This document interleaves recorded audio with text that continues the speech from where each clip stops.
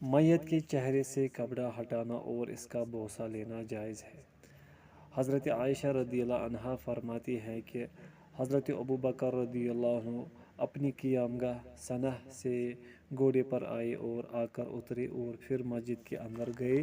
کسی سے آپ نے کوئی بات نہیں کی۔ اس کے بعد عائشہ رضی اللہ عنہا کے حجرے میں آئے اور حضور صلی اللہ علیہ وسلم کی طرف گئے۔ نعش مبارک ایک یمنی چادر سے ڈھکی ہوئی تھی۔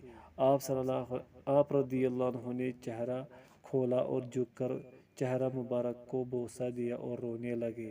پھر کہا میرے ماں باپ آپ پر قربان ہوں، اللہ کی قسم اللہ تعالیٰ آپ پر 2 مرتبہ موت طاری نہیں کرے گا۔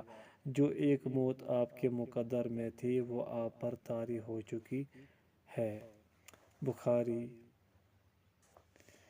حضرت عائشہ رضی اللہ عنہا سے مروی ایک اور روایت میں ہے کہ رسول اللہ صلی اللہ علیہ وسلم نے حضرت عثمان بن مظعون رضی اللہ عنہ کا بوسہ لیا اور اس وقت وہ فوت ہو چکے تھے، حتیٰ کہ میں نے دیکھا کہ آپ صلی اللہ علیہ وسلم کے آنسو بہہ رہے آپ رضی اللہ عنہ کے آنسو بہہ رہے ہیں۔ صحیح ابو داؤد۔ حضرت جابر بن عبداللہ رضی اللہ عنہ بیان کرتے ہیں کہ جب میرے والد شہید کر دیے گئے تو میں ان کے چہرے پر پڑا ہوا کپڑا کھولتا اور روتا تھا۔ دوسرے لوگ تو مجھے اس سے روکتے تھے، لیکن نبی کریم صلی اللہ علیہ وسلم کچھ نہیں کہہ رہے تھے۔ آخر میری چچی فاطمہ رضی اللہ عنہا بھی رونے لگی تو نبی کریم صلی اللہ علیہ وسلم نے فرمایا کہ تم لوگ رو لو یا خاموش رہو، جب تک تم لوگ میت کو اٹھاتے نہیں، فرشتے تو برابر اس پر اپنے پروں کا سایہ کیے ہوئے ہیں۔ بخاری و مسلم۔ شوکانی رحمۃ اللہ فرماتی ہے تعظیم و تبرک کی غرض سے میت کا بوسہ لینا جائز ہے، کیونکہ ایسی کوئی بات بھی منقول نہیں ہے کہ کسی ایک صحابی نے بھی حضرت ابو بکر رضی اللہ عنہ کے اس فعل پر اعتراض کیا ہو، لہٰذا یہ اجماع کی مانند ہی ہے، اور نبی کریم صلی اللہ علیہ وسلم کے عمل میں بھی واضح ثبوت موجود ہے کہ میت کا بوسہ لینا جائز ہے۔ عبدالرحمن مبارک پوری رحمۃ اللہ فرماتی ہے وفات کے بعد مسلمان میت کا بوسہ لینا جائز ہے۔ البانی رحمۃ اللہ فرماتے ہیں حاضرین کے لیے میت کے چہرے سے کپڑا ہٹانا اور اس کا بوسہ لینا جائز ہے۔ ابن باز رحمۃ اللہ فرماتے ہیں میت کا بوسہ لینے میں کوئی حرج نہیں۔ سید سابق رحمۃ اللہ فرماتے ہیں بالاجماع میت کا بوسہ لینا جائز ہے۔ میت کا کہاں سے بوسہ لیا جائے؟ حضرت عائشہ رضی اللہ عنہا سے مروی ہے کہ حضرت ابو بکر رضی اللہ عنہ نے دونوں آنکھوں کے درمیان نبی کریم صلی اللہ علیہ وسلم کا بوسہ لیا اور آپ فوت ہو چکے تھے۔ میت کے اقربا پر لازم ہے کہ صبر کرے اور انا للہ و انا الیہ راجعون پڑھے۔ ارشاد باری تعالیٰ ہے کہ ہم کسی نہ کسی طرح تمہاری آزمائش ضرور کریں گے، دشمن کے ڈر سے، بھوک پیاس سے، مال و جان اور پھلوں کی کمی سے، اور ان صبر کرنے والوں کو خوشخبری دے دیجیے جنہیں جب کوئی مصیبت آتی ہے تو کہہ دیا کرتے ہیں کہ انا للہ و انا الیہ راجعون، ہم تو خود اللہ تعالیٰ کی ملکیت ہے اور ہم اسی کی طرف لوٹنے والے ہیں۔ ان پر ان کے رب کی نوازشیں اور رحمتیں ہیں اور یہی لوگ ہدایت یافتہ ہیں۔ سورۃ البقرہ آیت نمبر 100 تا 106۔ حضرت انس بن مالک رضی اللہ عنہ سے مروی ہے کہ رسول اللہ صلی اللہ علیہ وسلم کا گزر ایک عورت پر ہوا جو ایک قبر کے پاس بیٹھ کر رو رہی تھی۔ آپ صلی اللہ علیہ وسلم نے فرمایا اللہ تعالیٰ سے ڈر جا اور صبر کر۔ اس نے کہا مجھ سے دور ہو جاؤ، یہ مصیبت تم پر پڑی ہوتی تو پتہ چلتا۔ اس نے آپ صلی اللہ علیہ وسلم کو نہ پہچانا۔ پھر جب لوگوں نے اسے بتایا کہ یہ نبی کریم صلی اللہ علیہ وسلم تھے تو وہ گھبرا گئی اور آپ صلی اللہ علیہ وسلم کے دروازے پر پہنچی، وہاں اسے کوئی دربا نہ ملا۔ پھر اس نے عرض کیا میں آپ کو پہچان نہیں سکی تھی، تو آپ صلی اللہ علیہ وسلم نے فرمایا صبر تو جب صدمہ شروع ہو اس وقت کرنا چاہیے۔ بخاری و مسلم۔ ابن حجر رحمہ اللہ فرماتے ہیں پہلے صدمے کے وقت صبر سے مراد یہ ہے کہ یہی وہ صبر ہے جس پر نوازش و رحمت کی قرآن میں بشارت دی گئی ہے۔ خطابی رحمہ اللہ فرماتے ہیں اس کا مطلب یہ ہے کہ انسان کو قابل تعریف بنانے والا صبر وہ ہے جو مصیبت کی فوراً بعد کیا جائے۔ انا للہ و انا الیہ راجعون کے ساتھ یہ الفاظ پڑھنا بھی مسنون ہے۔ اللہم اجرنی فی مصیبتی و اخلف لی خیرا منہا، جیسے کہ حضرت ام سلمہ رضی اللہ عنہا سے مروی ہے کہ رسول اللہ صلی اللہ علیہ وسلم نے فرمایا جس مسلمان کو کوئی مصیبت پہنچتی ہے پھر وہ یہ کہتا ہے کہ ہم تو خود اللہ تعالیٰ کی ملکیت ہے اور ہم اسی کی طرف لوٹنے والے ہیں، اے اللہ مجھے میری مصیبت میں اجر عطا فرما اور مجھے بدلے میں اس سے بہتر عطا کر، تو اللہ تعالیٰ اسے اس چیز کے بدلے میں اس سے بہتر عطا فرما دیتے ہیں۔ ام سلمہ رضی اللہ عنہ کہتی ہیں کہ جب ابو سلمہ فوت ہوئے تو میں نے سوچا ابو سلمہ سے کون مسلمان بہتر ہو سکتا ہے، وہ تو گھر کا پہلا شخص ہے جس نے رسول اللہ صلی اللہ علیہ وسلم کی طرف ہجرت کی۔ پھر میں یہ کلمات کہتی رہی تو اللہ تعالیٰ نے مجھے اس کے بدلے میں رسول اللہ صلی اللہ علیہ وسلم عطا فرما دیے۔ صحیح مسلم۔ اولاد کی وفات پر صبر کی فضیلت۔ حضرت ابو ہریرہ رضی اللہ عنہ سے روایت ہے کہ رسول اللہ صلی اللہ علیہ وسلم نے فرمایا کسی مسلمان کے جب 3 بچے فوت ہو جائے تو وہ صرف قسم پوری کرنے کے لیے دوزخ میں داخل ہوگا۔ بخاری و مسلم۔ حضرت ابو ہریرہ رضی اللہ عنہ بیان کرتے ہیں کہ رسول اللہ صلی اللہ علیہ وسلم نے انصاری عورتوں سے فرمایا تم میں سے جس عورت کے 3 بچے فوت ہو گئے اور اس نے صبر سے کام لیا تو وہ جنت میں داخل ہوگی۔ ان میں سے ایک عورت نے دریافت کیا اے اللہ کے رسول کیا 2 بچوں کا یہی حکم ہے؟ آپ صلی اللہ علیہ وسلم نے فرمایا ہاں 2 بچوں کا بھی یہی حکم ہے۔ صحیح مسلم۔ حضرت ابو ہریرہ رضی اللہ عنہ بیان کرتے ہیں کہ رسول اللہ صلی اللہ علیہ وسلم نے فرمایا اللہ تعالیٰ فرماتے ہیں میرے مومن بندے کے لیے اس کے علاوہ کوئی بدلہ نہیں ہے کہ جب میں اہل دنیا میں سے اس کے محبوب انسان کو فوت کر دوں اور وہ اس کی وفات پر صبر کرے تو اس کے لیے جنت ہے۔ بخاری۔ ایک روایت میں ہے کہ رسول اللہ صلی اللہ علیہ وسلم نے فرمایا جس مسلمان کے 3 نابالغ بچے فوت ہوئے اللہ تعالیٰ اپنے فضل و رحمت سے انہیں اور ان کے والدین کو جنت میں داخل فرمائیں گے۔ آپ صلی اللہ علیہ وسلم نے فرمایا وہ جنت کے دروازوں میں سے ایک دروازے پر ہوں گے، پھر ان سے کہا جائے گا کہ جنت میں داخل ہو جاؤ، وہ کہیں گے ہم اس وقت تک داخل نہیں ہوں گے جب تک ہمارے والدین نہیں آ جاتے، بس ان سے کہا جائے گا کہ تم اللہ کے رحمت و فضل کے ساتھ اپنے والدین سمیت جنت میں داخل ہو جاؤ۔ یہ روایت صحیح ہے۔ نسائی۔ میت پر نوحہ کرنا اور رونا پیٹنا حرام ہے۔ امیر صنعانی رحمہ اللہ فرماتے ہیں نوحہ کرنے سے مراد یہ ہے کہ مرنے والے کے اوصاف و شمائل کو گن گن کر بلند آواز سے بیان کرنا اور رونا پیٹنا اور اچھے اور عمدہ کارناموں کو یاد کر کے چیخ و پکار کرنا۔ حضرت ام عطیہ رضی اللہ عنہا سے مروی ہے کہ نبی کریم صلی اللہ علیہ وسلم نے بیعت کے موقع پر ہم سے یہ عہد لیا تھا کہ ہم نوحہ نہیں کریں گے، لیکن اس اقرار کو 5 عورتوں کے سوا کسی نے پورا نہیں کیا۔ بخاری و مسلم۔ حضرت ابو موسیٰ رضی اللہ عنہ سے مروی ہے کہ میں اس سے بری ہوں جس سے رسول اللہ صلی اللہ علیہ وسلم بری ہیں، اور بے شک رسول اللہ صلی اللہ علیہ وسلم مصیبت کے وقت اونچی آواز نکالنے والی، پریشانی کے وقت اپنے سر کے بال مڑوانے والی اور آفت کے وقت اپنے کپڑے پھاڑنے والی عورت سے بری ہیں۔ صحیح مسلم۔ سالکہ، حالکہ اور شاکہ کا ترجمہ امام ابن کثیر رحمہ اللہ کی کتاب جامع الاصول سے لیا گیا ہے۔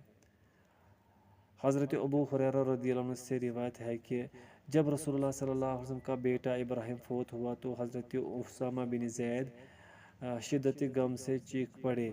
رسول اللہ صلی اللہ علیہ وسلم فرمایا اس کا مجھ سے کوئی تعلق نہیں اور چیخنے والے کا کوئی حق نہیں۔ دل غمگین ہوتا ہے اور آنکھ آنسو بہاتی ہے لیکن پروردگار کو غضبناک نہیں کرنا چاہیے۔ یہ روایت حسن ہے۔ ابن حبان۔ حضرت عبداللہ بن مسعود رضی اللہ عنہ سے روایت ہے کہ رسول اللہ صلی اللہ علیہ وسلم نے فرمایا، جس نے کسی کی موت پر رخساروں کو پیٹا، گریبان کو پھاڑا اور جہالت کی باتیں بکی، وہ ہم میں سے نہیں۔ بخاری و مسلم۔ حضرت ام سلمہ رضی اللہ عنہ بیان کرتی ہے کہ جب ابو سلمہ رضی اللہ عنہ فوت ہوئے تو میں نے کہا، غریب الوطن تھا اور غریب الوطنی میں ہی فوت ہوا، میں اس پر اتنا روؤں گی کہ میرے رونے کی باتیں کی جائے گی۔ چنانچہ اس پر رونے کے لیے میں نے خود کو تیار کر لیا۔ اس دوران ایک عورت آئی، وہ رونے پیٹنے میں میرا تعاون کرنا چاہتی تھی۔ رسول اللہ صلی اللہ علیہ وسلم نے اس عورت سے مخاطب ہو کر فرمایا، کیا تیرا یہ ارادہ ہے کہ تو گھر میں شیطان کو داخل کر دے، جس کو اللہ تعالیٰ نے اس گھر سے نکال دیا ہے؟ آپ صلی اللہ علیہ وسلم نے 2 مرتبہ اس جملے کو دہرایا۔ ام سلمہ رضی اللہ عنہ کہتی ہیں کہ یہ سن کر میں بھی رونے سے رک گئی۔ صحیح مسلم۔ حضرت ابو مالک اشعری رضی اللہ عنہ سے مروی حدیث میں ہے کہ رسول اللہ صلی اللہ علیہ وسلم نے فرمایا، میری امت میں 4 کام جاہلیت کے ہیں جنہیں یہ نہیں چھوڑیں گے: حسب میں فخر کرنا، نسب میں طعن کرنا، ستاروں کے ذریعے بارش طلب کرنا اور نوحہ کرنا۔ مزید فرمایا کہ نوحہ کرنے والی عورت اگر اپنی موت سے پہلے توبہ نہیں کرے گی تو روز قیامت اس حال میں اٹھائی جائے گی کہ اس پر گندک کا کرتا اور خارش کی قمیص ہوگی۔ صحیح مسلم۔ نووی رحمۃ اللہ فرماتے ہیں، اس حدیث میں یہ ثبوت موجود ہے کہ نوحہ کرنا حرام ہے۔ شوکانی رحمۃ اللہ فرماتے ہیں، نوحہ وغیرہ جیسے تمام افعال حرام ہے۔ البانی رحمۃ اللہ فرماتے ہیں، میت پر نوحہ کرنا حرام ہے۔ سلیم ہلالی فرماتے ہیں، میت پر نوحہ خوانی حرام ہے، اور وہ یہ ہے کہ میت پر بلند آواز سے رویا جائے۔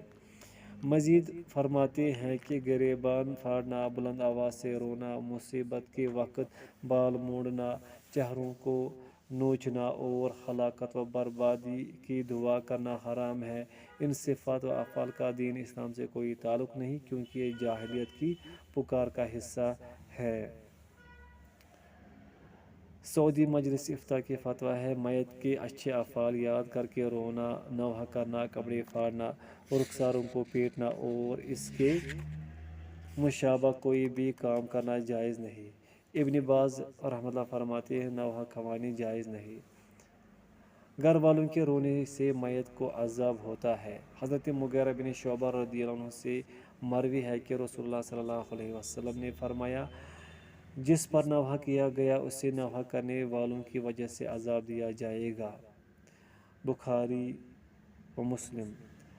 عبداللہ بن عبیداللہ بن ابی ملیکہ نے خبر دی کہ حضرت عثمان رضی اللہ عنہ کے ایک صاحب زاد ام ابان کا مکہ میں انتقال ہو گیا تھا، ہم بھی ان کے جنازے میں حاضر ہوئے۔ عبداللہ بن عمر رضی اللہ عنہما اور عبداللہ بن عباس رضی اللہ عنہما بھی تشریف لائے۔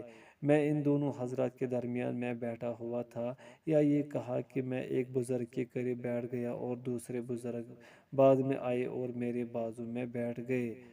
عبداللہ بن عمر رضی اللہ عنہما نے عمر بن عثمان سے کہا، جو ام ابان کے بھائی تھے، رونے سے کیوں نہیں روکتے؟ رسول اللہ صلی اللہ علیہ وسلم نے تو یہ فرمایا ہے کہ بے شک میت کو اس کے گھر والوں کے رونے کی وجہ سے عذاب دیا جاتا ہے۔ بخاری و مسلم۔ حضرت ابن عباس رضی اللہ عنہما بیان کرتے ہیں کہ جب حضرت عمر رضی اللہ عنہ زخمی کیے گئے تو صہیب رضی اللہ عنہ روتے ہوئے اندر داخل ہوئے۔ وہ کہہ رہے تھے، ہائے میرے بھائی، ہائے میرے صاحب۔ اس پر عمر رضی اللہ عنہ نے فرمایا کہ صہیب رضی اللہ عنہ، تم مجھ پر روتے ہو، تم نہیں جانتے کہ رسول اللہ صلی اللہ علیہ وسلم نے فرمایا تھا کہ بلا شبہ میت پر اس کے گھر والوں کی بعض رونے سے عذاب ہوتا ہے۔ بخاری و مسلم۔ ان احادیث پر یہ اشکال و اعتراض کیا جا سکتا ہے کہ اللہ تعالیٰ نے فرمایا، کوئی کسی کے گناہ کا بوجھ اٹھانے والا نہیں، جبکہ ان احادیث سے ثابت ہوتا ہے کہ کسی دوسرے کے رونے سے میت عذاب میں مبتلا ہو جاتی ہے۔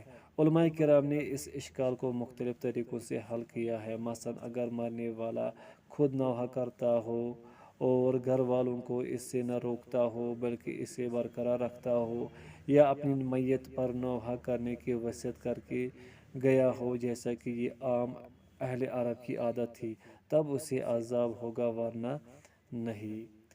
میت پر رونے کی جائز صورت۔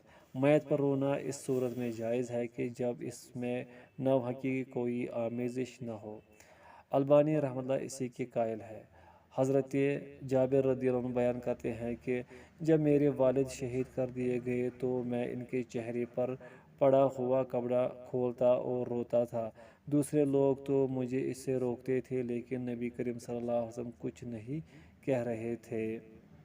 بخاری و مسلم۔ حضرت شوکانی رحمۃ اللہ فرماتے ہیں اس حدیث میں ثبوت موجود ہے کہ ایسا رونا جائز ہے جس کے ساتھ آواز نہ ہو۔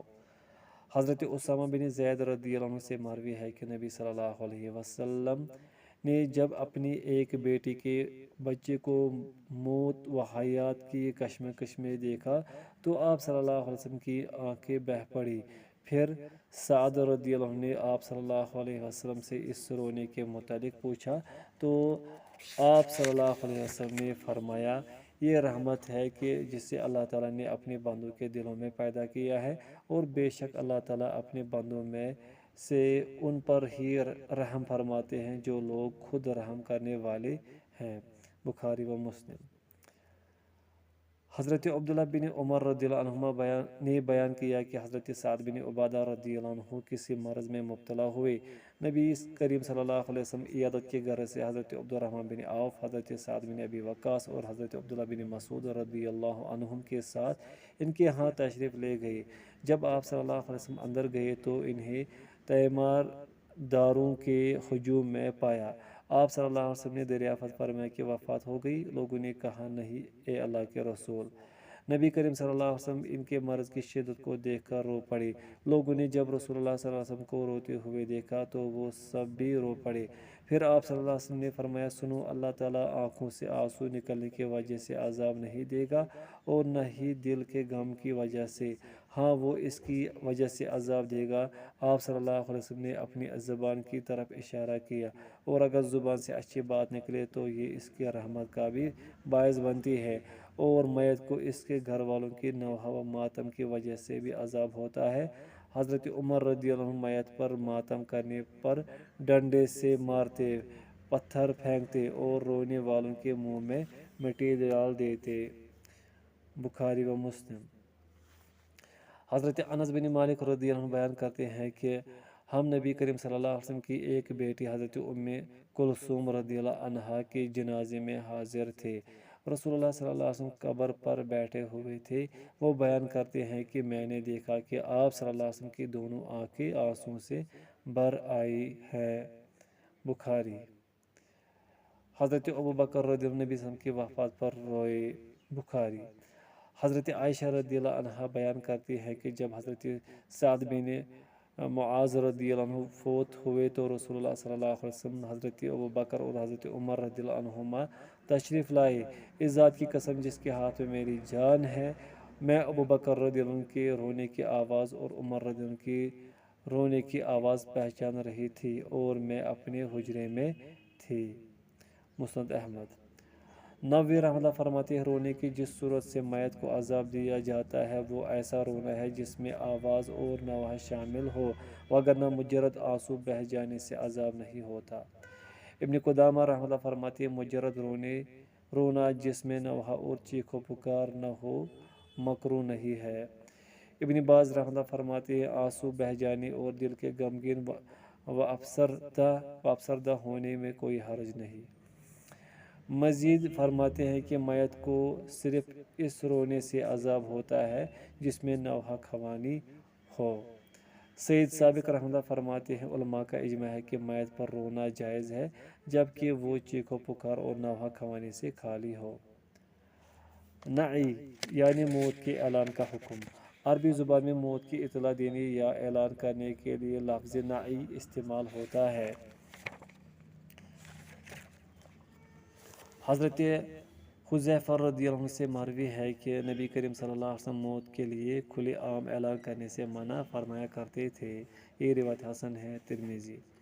واضح ہے کہ جس نئی سے شریعت نے منع کیا ہے وہ اہل جاہلیت کا طریقہ ہے، جس کی صورت یہ تھی کہ لوگ موت کی اطلاع دینے والوں کو بھیجتے جو گھروں کے دروازوں اور بازاروں میں اعلان کرتے، اس میں نوحہ ہوتا اور اس کے ساتھ میت کے افعال حمیدہ کا بیان ہوتا، جیسے کہ حافظ ابن حجر رحمۃ اللہ علیہ نے یہی تفصیل بیان کی ہے۔ علاوہ ازیں محض کسی کے وفات کی اطلاع دینا مباح و درست ہے اور اس کے دلائل حسب ذیل ہے۔ حضرت ابو ہریرہ رضی اللہ عنہ سے مروی ہے کہ نجاشی کا جس دن انتقال ہوا اسی دن رسول اللہ صلی اللہ علیہ وسلم نے ان کی وفات کی اطلاع دی۔ بخاری و مسلم۔ حضرت ابو ہریرہ رضی اللہ عنہ سے روایت ہے کہ کالے رنگ کا ایک مرد یا ایک کالی عورت مسجد کی خدمت کیا کرتی تھی، اس کی وفات ہو گئی لیکن نبی کریم صلی اللہ علیہ وسلم کو اس کی وفات کی خبر کسی نے نہ دی۔ ایک دن آپ صلی اللہ علیہ وسلم نے خود یاد فرمایا کہ فلاں شخص دکھائی نہیں دیتا۔ صحابہ نے عرض کیا، اے اللہ کے رسول، اس کا تو انتقال ہو گیا۔ آپ صلی اللہ علیہ وسلم نے فرمایا، تم نے مجھے اطلاع کیوں نہ دی؟ حضرت صحیح بخاری و صحیح مسلم۔ حضرت انس رضی اللہ عنہ سے مروی ہے کہ نبی کریم صلی اللہ علیہ وسلم نے حضرت زید، حضرت جعفر اور حضرت عبداللہ بن رواحہ رضی اللہ عنہم کی شہادت کی خبر اس وقت صحابہ کو دے دی تھی جب ابھی ان کے متعلق کوئی خبر نہیں آئی تھی۔ آپ صلی اللہ علیہ وسلم فرماتے جا رہے تھے کہ اب زید رضی اللہ عنہ جھنڈا اٹھائے ہوئے ہے، اب وہ شہید کر دیے گئے ہیں۔ اب جعفر رضی اللہ عنہ نے جھنڈا اٹھا لیا، وہ بھی شہید کر دیے گئے۔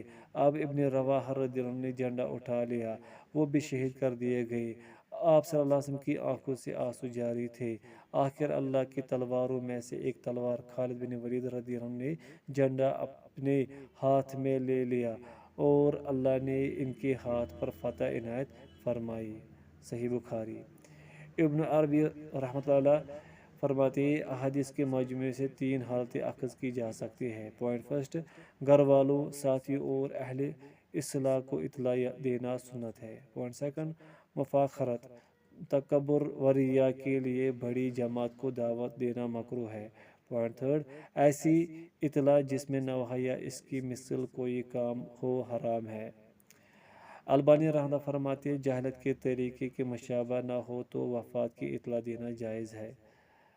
سلیم ہلالی فرماتے ہیں، حرام وفات کا اعلان وہ ہے جو جاہلیت کے عمل کے مشابہ ہو، یعنی دروازوں پر، بازاروں میں اور میناروں پر چیخ کر اعلان کرنا، جیسے آج کل رسائل و جرائد اور مجلات وغیرہ میں اعلان کیا جاتا ہے۔